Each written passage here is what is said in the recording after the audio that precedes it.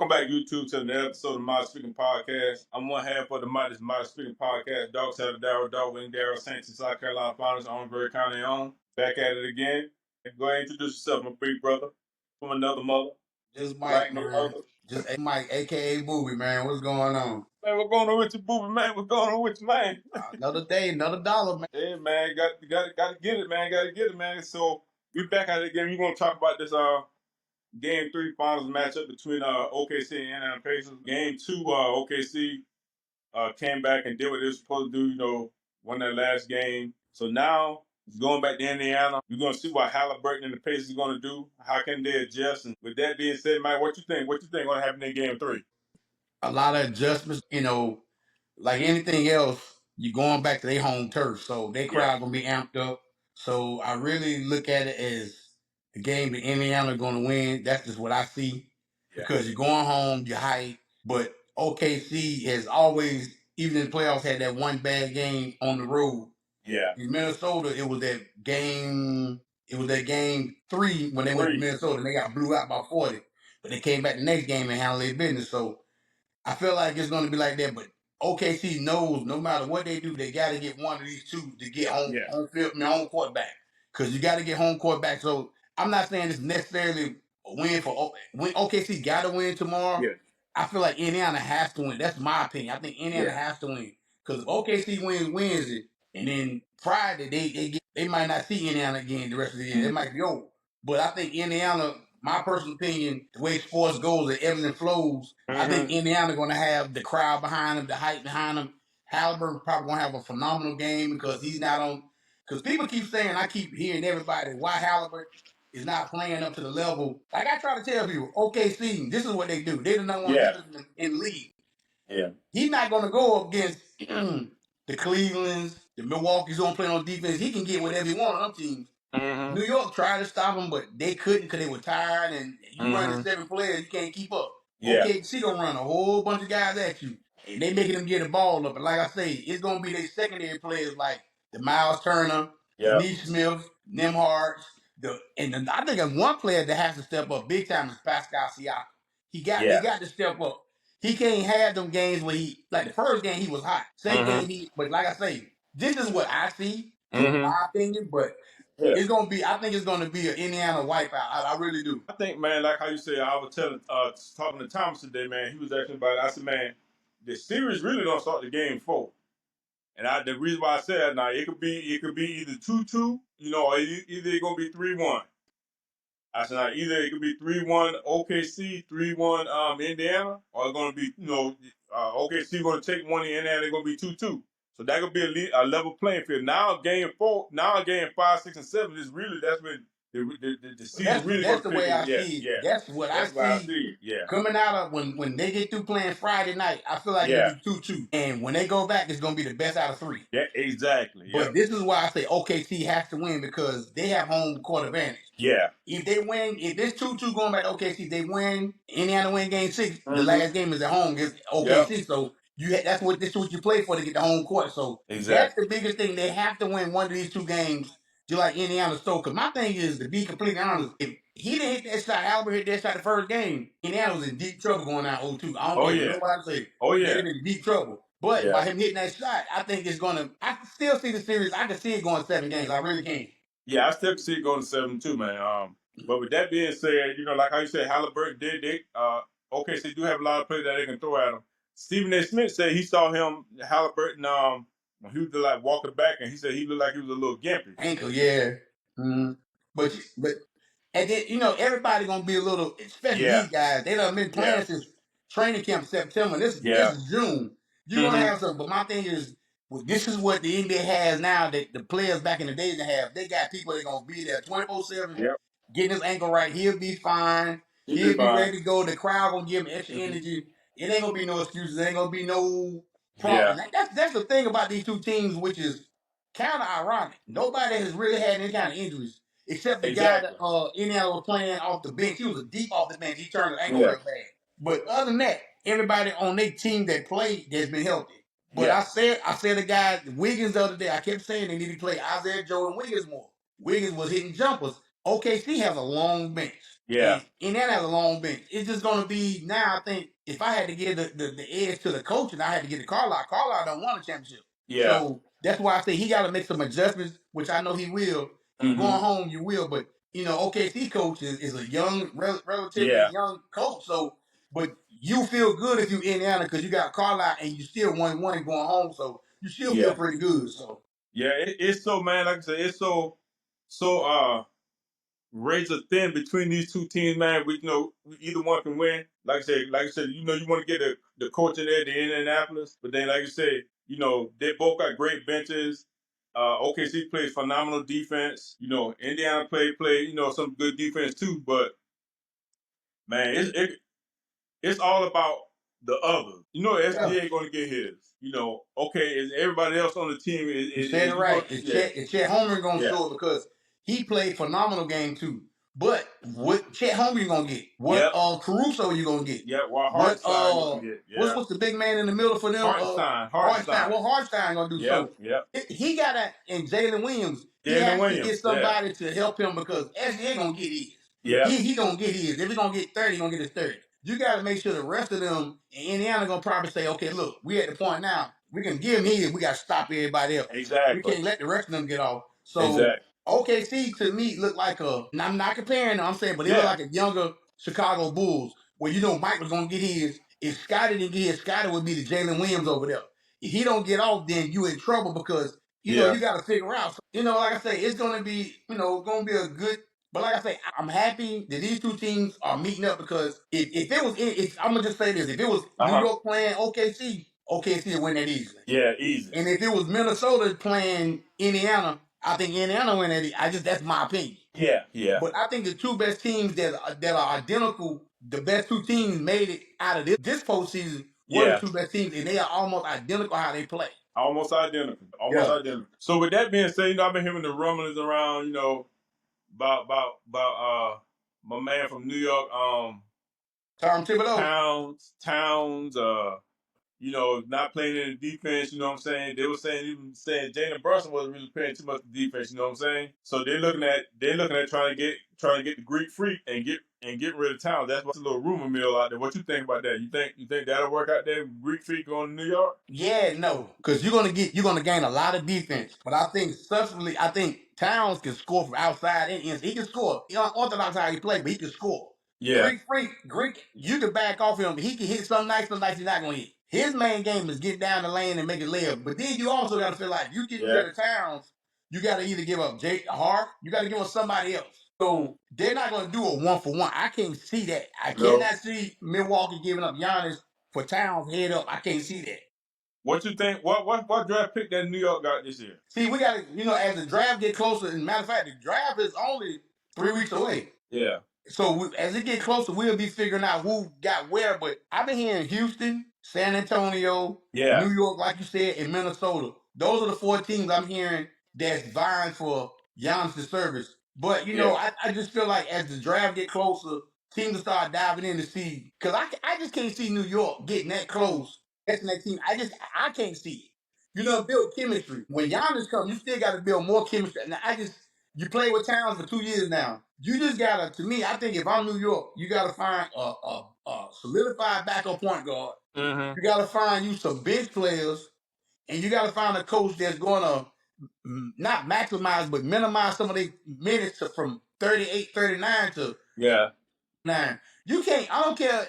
They're not robots. Anybody sitting there thinking that New York was gonna win that series playing 7 players, Indiana playing 11 players, it ain't gonna work. And this is what I don't understand. Tom Thibodeau he one of them guys like you be saying, stuck in his ways. Players, you run them guys in the ground, and I'm almost to the point.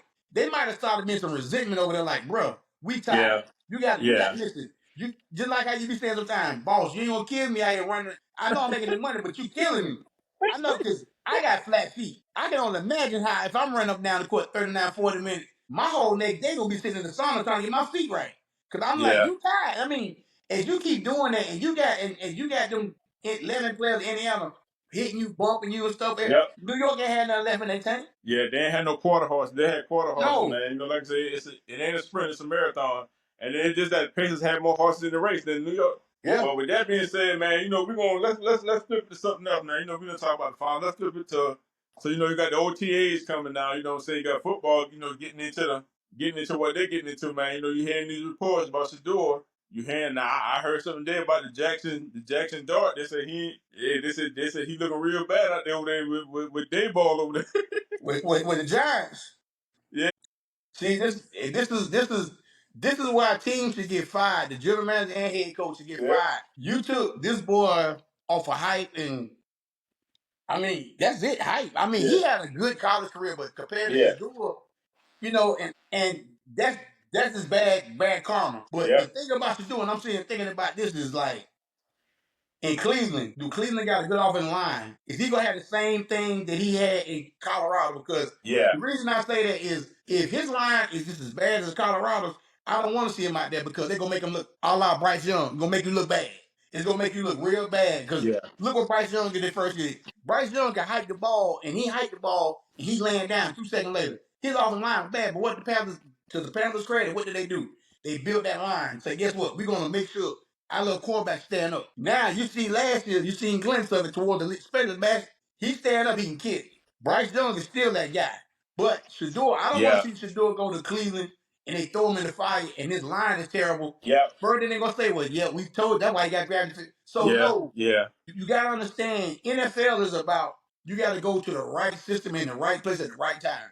Like what's for Jaden McDaniels? I think he went to the right system at the right time. At the right time, Like now, CJ Stroud, that line is going backwards. I don't know what he's doing. I don't know what they're doing. You should try to make sure that line should be like this. Because we know if he stand up right, he can kill you. And let's be honest, that's any quarterback. Any quarterback. If you got a line and you feel comfortable back there, you got your time to go through your progression. You're going to make the right reads. You're going to hit. Because you can only cover for so long. You can only cover 2-3 seconds. But for Shador, I heard he looking real good. But for me personally, I don't want to see him get on behind the line that's terrible and they throw him out there. Because, sometimes teams can throw you out there and say, you know what? Everybody want him to play. Put him out there and then sit back and watch him mess up. No, man, let that kid succeed. Let him try. He already got a bad shake in the draft. We all know that. And we don't know why, but we already know. Don't throw him out there. At least build a lineup. If you want to throw old man Flacco ass out there, keep throwing him out there. Kenny Pickett, let them go out there and get whooped. And then he come in later on because I just don't see that. Aaron Rodgers, you see, go ahead. You see Aaron Rodgers at OTAs, right? Aaron Rodgers out there on OTAs there for Pittsburgh. What he doing out there? You heard anything yet? I ain't heard nothing about it. I saw the highlights earlier. Hey man, ref. Hey, listen. And I think, personally, I ain't got nothing. A lot of people say he arrogant, which I don't know the man from the man in the moon. I'm on the head though. But on the field, he was a problem a long time ago. He was a problem on the field 5 years ago. Not now. So what Pittsburgh gonna have this year? I don't know. I don't know. And that could look bad for Pittsburgh. That could look bad for a lot of teams that, like I said, that Pat, if Shador come out there and do what he's supposed to do, you know what I'm saying, have a good offensive line, that can make a lot of people look real bad, man. Like, why y'all let this guy go? You know what was going on. And then you made a great point about OTAs. I see James Cook holding out because he won a new contract to running back for the Bills. I see TJ Watt won a new contract. He's not going to be won a new contract. I see Hendrickson from Cincinnati. He's not going.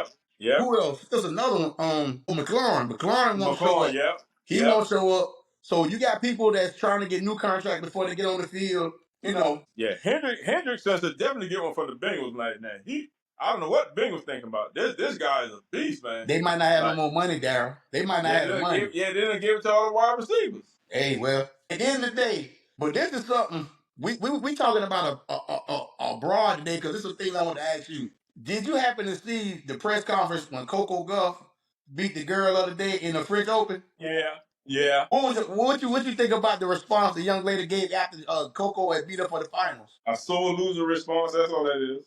That's all that was, man. Hey, I look at it both ways because I know as a competitor, you don't want to lose. But then when I looked at the history of it, didn't Coco beat her in the U.S. Open?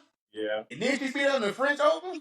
Yeah. Ain't that on clay? Ain't that on dirt and clay? And you ain't on a regular turf? Okay. Yeah. Okay. Yeah. So that's telling me you can't beat her. You can make all the excuses you want. At the end of the day, you can say what you want. But you know, at the end of the day, and I like Coco. She got up there after she said, you know what? If that's how she feel, but I beat her fair and Yep. square. She And and, beat her and fair Tim, and guess square. what? Did you notice though when she was playing against Coco, she kept looking at her coach.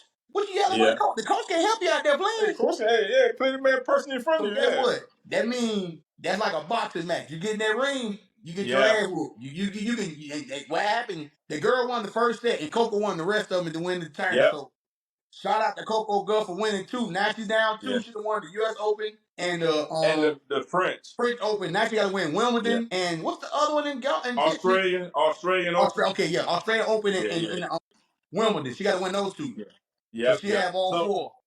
So I saw shout out to Venus Williams, man. Venus Williams really looked out for it too, helped out doing that French Open and stuff like that, man. You know, went to talk to him and told him, hey man, just play your game, you know. You got too much pressure on your shoulder, just play your game, just be you know what I'm saying? I feel like that's to me with Coco, in my opinion, watching her, Yeah. I think she noticed Serena Venus is gone now. Yeah. She's trying to take on too much and say, you know what, for the African American young people, I gotta no, just play your game. Play your game. If your game is good enough, you'll beat people. Exactly. Because you know she had breakdowns after she won the U.S. Open. She had a lot of breakdowns. But like I say, I feel like with maturity, she will understand that hey, you know what? Yeah. You know, not relax, go out there and play because your ability is better than most of them other girls anyway. So exactly, yeah. don't go out there feel like she only yeah, because she only 21. Yeah, she's 21. Yeah, she just turned 21. So, yeah, because she's been playing for a minute now. Oh, damn, she's 21. Mm-hmm. She won that. She won the U.S. Open like when she was 19, I think. And that was about to, and then you see Spike Lee out there supporting them, which I love that. Yeah. I love that. So she just had to grow. She just had to grow. You know, when you're young, you playing against. You know, it just you just keep putting in the hour, putting in the work. You know what I'm saying? And then now she's getting better and better. Her body's used to the travel. Her body's used to the grind of the competition. You know what I'm saying? When you get schedule, they schedule your opponents and stuff like that. So now, and I think she had forgot her rackets too. And then Venus had kind of like, she had forgot her, for some reason she had forgot her rackets for the French Open match. And Venus had, came down and help out and stuff like that. Say, I got you, don't worry about it. You know what I'm saying? Yeah, but I guess the reason I thought maybe she was older because she been in the spot, she been playing for. It feels like she been playing 10 years already. So but shout out to her for winning the French Open. And something else I know you probably didn't watch, and we gonna touch on sports. I watched boxing Saturday night, and this is the crazy thing. I don't know if a lot of people saw this Saturday night. Let me give everybody let me rewind it back. Keyshawn Davis was supposed to be the headline of the Norfolk boxing match. He's from Norfolk. And what happened was Norfolk put all three of his brothers on the card. The youngest brother, the middle brother. No, I'm sorry. The youngest brother, the oldest brother, and Keyshawn is the middle brother. It was 4 fights. So it was the baby boy, the older brother, then it supposed to be Abdullah Mason, who that's my guy, and then Keyshawn. So I'm gonna give you a tidbit what happened. Thursday, Keyshawn. This is inside their state. Norfolk is the scope. They playing in the scope. He was like, he looked at Abdullah Mason Thursday, like, yeah, when you get through whooping old boy Saturday, and I whoop old boy Saturday, I want to see you. Abdullah Mason looked at him and was like, okay, he just calm, cool, 21 years old. Is that what you want? Okay. Friday come, Keyshawn go to weigh in. He didn't come in weighing 1 pound over, 2 pounds over, 3. He came in 4 pounds over. So then they in turn asked the other camp that he was supposed to be fighting, say, hey, do you want to fight? They said, no, we need it. They took off. So to get the fight Saturday night, it got canceled. He lost $1 million and he got stripped of his belt. So that moved Abdullah Mason up to the main event. Tidbit, they didn't show the younger brother fight. They didn't show that undercard. They showed the older brother fighting this guy named I'm going to forget his name. Aubrey or something like that. I don't know what his name was. Something like that. 2 years ago, he fought Keyshawn and lost by split decision. Split decision means that if anybody don't know boxing, this man had it for him. This man here, that's a split decision. This time, the dude ain't fought in 2 years since he fought Keyshawn. He fought the older brother. Whooped him Saturday night. Whooped him. Now, while everybody going to the back of the ringers and leaving, I told the younger brother fought, and Keyshawn didn't fight, so they sitting ringside. The older brother got beat. Them three in the back. Who went to the back? Dula Mason coming to the ring. The other guy coming to the ring. Well, they had an altercation in the back. They jumped the dude. And put an acorn on the side of his head. Yeah. They jumped him behind, and so they had an altercation. And I said to myself, Dog, you know how bad you look for your state of Virginia? All three of y'all supposed to be fighting. The scope, ESPN come to your state to fight. And you said something dumb to me after he didn't get the weigh in. He said I was gonna go to 140 anyway, so it really don't matter. I'm like, dude, now mind you, this is what he said. Then they put the acorn on the side of the boy's head back there. They found him back in the back, and ESPN talked to me. He left the ring. He had an acorn on his head. He had an acorn there by the size of a 50-cent piece. They just was mad back there. The funny part about this, while that was going on back there, Dula Mason was fighting. Dula Mason 21, he was fighting the guy 35. Hey man, he cut him around his eye in the third round. This was the funny thing is, when the man whooping your ass, you don't want to say it, but he started bleeding a little. He started bleeding out of his eye right here, but he still had his eye open. So going into the fifth round, he was sitting over there on the fourth round, sitting in the chair. He stood up. He asked for the doctor, not his team. He asked for the doctor. He said, "Hey, I can't see out my eye." I like, "You can see fine. I can see you myself. I see both your eyes." They stopped the fight. So now I'm saying all that. Abdullah Mason, if anybody don't know nothing about boxing, nobody. Go look at this dude, Abdullah Mason, 21 years old out of Cleveland, Ohio. When he hit like he got something in his hand. He got steel in his hand. He hit hard. But now I want to see when he go, what? Man, listen, Abdullah Mason, pull him up. Pull the cat up. So that's why you and Ersan were talking about the other day. Yeah, hey man, listen. Because I've been following Abdullah Mason for the last 2 years. He was 19 then. And I did want to see him. I want to see him, but 3-4 fights ago, he got knocked down. I want to see if he gonna get up. He got up, knocked that boy out. Now he's 19-0 with 17 knockouts. So now he's not ready ready for a title fight. But he can go up and wait. He can fight the Tank Davis. Davis. He can fight these roaches. So he can move up and wait. But my thing is, he's on that skyrocket. He's number 2 he's number 2 in the world in his weight division. That's how good he is. And the thing about the cat, man, he's so humble. Because I think he's what's the Allah? The guys, Muslim. I think he's a Muslim. When it's his daddy, he got 4 brothers. I think all of them was on the corner over there, but he just like so humble, so laid back. Even when Keyshawn pushing them up Thursday, they want to, boxers want to talk junk. He didn't say nothing. He said, okay, it is what it is. We'll see each other. But if anybody ever watch boxing like I do, watch that young kid right there. You'll see what I'm talking about. A lot of people gonna be dodging this kid for a reason, for a real reason, and you'll see why. Because it ain't gonna last long. It ain't gonna last long. It's not gonna last long. It's not. Believe me. And I gotta say this too. See, we talking about sports, and I don't want to be over talking my man today, but it's a lot of sports. You're good guy, man. From Tuesday to Tuesday, when we do our podcast, it's a lot of sports that we see and stuff. Yeah. And you see, I got a Braves hat on. It's a throwback Braves hat. That's why everybody probably like, who is this? It's an old throwback. Braves wear light blue. They be in the ass whoop this year. They lost 7. I already seen them all talking about is they gonna trade some people or what they gonna do, man. I mean, cause it looking bad for them, man. Bad ain't the word. Either they gonna buy, they gonna sell, or they gonna be selling a lot of players, man. Yeah, and that's what you gotta understand in baseball, and this any sport, not even baseball, you put your ownership and your management team in a predicament. If you come out and play bad, you can't get rid of all the players. You fire the coach first. And that's the first thing I think the Braves having the biggest problem. They be too loyal. Sometimes it's time to fire your manager to get a new voice in there to do something. Last week, people don't watch baseball like I do. Braves was up 10-4 in the 9th inning. They need 3 outs. They have 6 runs in the 9th inning, 3 outs. Arizona scored 7 runs in the top of the 9th inning and won 11-10. Wow. That means you gotta make some kind of adjustment. I did see that. In the 9th inning, but that's crazy. Yeah. Listen. I said, man, how the heck they score that many runs in the 9th inning? You ain't got no pitch. They ain't got no pitch. No. And did you see that catch last night by that boy Oakland? No, Man, he a brother. He a brother, he plays center field. When you get off, go look it up on YouTube. They hit the ball. I'm gonna look it up. They hit the ball. I said to myself, ain't no way he gonna get that. Darryl, that joker did he took off, put his hand on the wall, went over the wall. When I say he went over the wall, he had his body over the wall. And he brought it back. And he just said, I say, they say this is what he do all the time. And the reason I say that, I want to say his name, is it Crawford? But he's a center fielder for the Oakland A's. Look it up and you'll see what he did last night. When I say he's one of them guys that I feel like as African American, there's only a certain amount of us that's playing now. Yeah. Latinos and whites and Dominican and all them. It's only a few of us. Yeah. So when you see somebody that's of us, you want to give him his props. Like I say, I don't know how he hit none of that, but when it comes to catching the ball, he like Spider-Man out there, man. He can go get anything. That's what I'm gonna check him out, man. From Oakland, he from the Oakland A's, right? Yeah, Oakland A's. Okay. I want to say his last name is Crawford. Pull it up. I think it's Crawford, if I'm not mistaken. Okay, that's what's up. Yeah, man, with that being said, man, everybody that be watching us, man, like I said, our continuing fans that been watching us, man, our new supporters, man, make sure y'all like, subscribe, man. I know y'all watch us and stuff, but make sure y'all give us a like, man. That'll get us in the YouTube algorithm and stuff like that, man. Make sure y'all comment, man. Let us know what y'all want us to discuss, what y'all want us to talk about, man. Just give us a thumbs up or a comment, man, and we'd be more than happy to go ahead and talk about that. You know what I'm saying?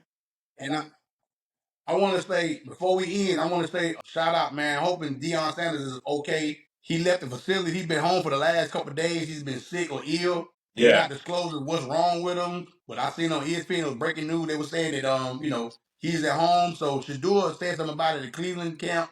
Not speculating. I hope it ain't nothing dealing with, his blood and this, but I'm just praying for him. Yeah. And another thing I didn't know, I'm gonna start calling you Shaquille O'Neal. You the new Shaquille O'Neal. What is that? Shaq own Reebok. I did not know that. Over the weekend. Him and Allen Iverson. Yeah, I did not. I watched a series of this over the weekend, and I didn't know he owned Reebok. And he was on the pivot the other day, and thinking about you, get your bag. You done tennis winners, comic books, cut grass, pressure washing, popcorn. So that's why when I thought about it, damn, that's Daryl. Daryl just a Shaq. He just don't have the fame. But when I was watching Shaq and listening to him on the pivot, standing in crowd actually say, listen, bro, when is enough? When is it time for you to rest? When is it enough is enough? You got enough coins. Shaq pretty much said, he say, I do, but he said, I want my kids not to work. That's what he basically was saying. He wants generational wealth, years to come. And then when I was watching this show the other day, I saw him. Angel Reese is one of his. They signed 6 people to their Reebok. Angel Reese is the biggest one that I knew of. The white guy for the Chicago Bulls, the rookie, he's one of them. The white dude can jump out the gym. He's from Chicago. He signed with Reebok and Angel Reese. So Angel Reese is the first shoe out up under the Shaq and AI stuff. They went to the game and they showed the shoe, and I'm like, wow, it's nice. But just to give a shout out to him, man, because Shaq is a humble cat. We don't know him the man in the moon, but he seemed humble. On the show, they showed him going into this restaurant, or going into the mall or something, pay for everybody food and stuff. Shaq is just one of them kind of people, man. He just giving. He love to give. There you go. He just reconnected. I don't know what happened. They reconnected though. Yeah. So. Yeah, I don't know what happened. There it is. Hey, but like I said, you can hear me? Yeah, I can hear you. But like I say, we gonna man. Yeah, like I said, we gonna go ahead. Like I said, we having a little bit of technical difficulty, but don't worry about it, man. Make sure y'all like, comment, and subscribe, man. Holla at y'all boys, man, and we'll see y'all later, man. Peace out. Back at it again. Let's see my man come back on. Let's see my man come back on. He come back on. He come back on. Yeah, we gonna end it on that, man. Technical difficulties, but hey, man, this life, man. Stuff happen, man. You shoot, communicate, move on out, man. That's our whole army model, man. Shoot, communicate, move on out. Y'all stay blessed.